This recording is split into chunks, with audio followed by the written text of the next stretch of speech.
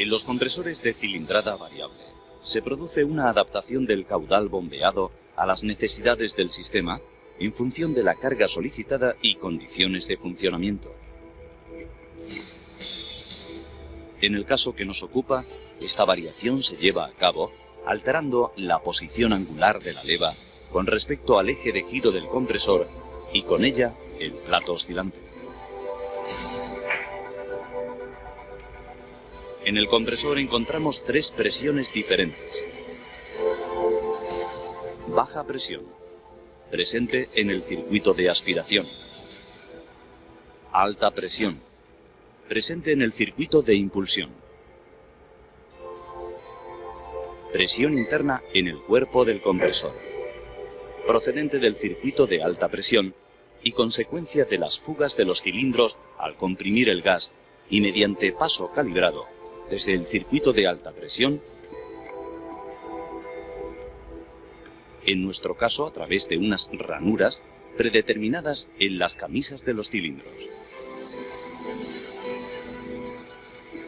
Cuando el pistón se encuentra en fase de aspiración, está sometido a dos fuerzas de dirección contraria.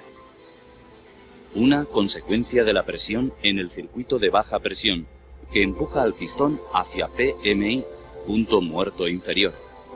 Otra consecuencia de la presión interna del compresor y que se opone a la anterior.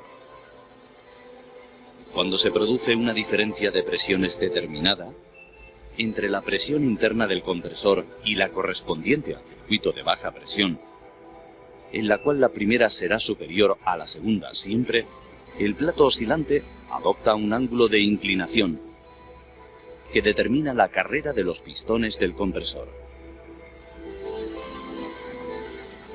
El valor del ángulo de inclinación y por tanto el volumen bombeado depende realmente de las variaciones de presión en el circuito de baja, de forma que, si la presión en el circuito de baja aumenta el ángulo de inclinación del plato oscilante. Por el contrario, si disminuye el valor de presión en el circuito de baja, el efecto es contrario, disminuyendo la inclinación del plato oscilante y también el caudal bombeado.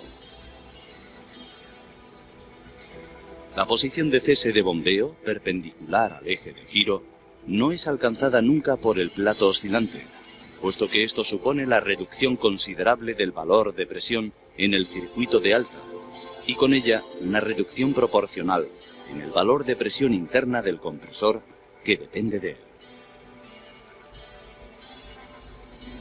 Esto supone un desequilibrio de las fuerzas que afectan a la posición del plato oscilante, que adopta incrementos del ángulo al decantarse la balanza a favor de la fuerza originada por la presión en el circuito de baja, como consecuencia de la reducción del valor de presión interna.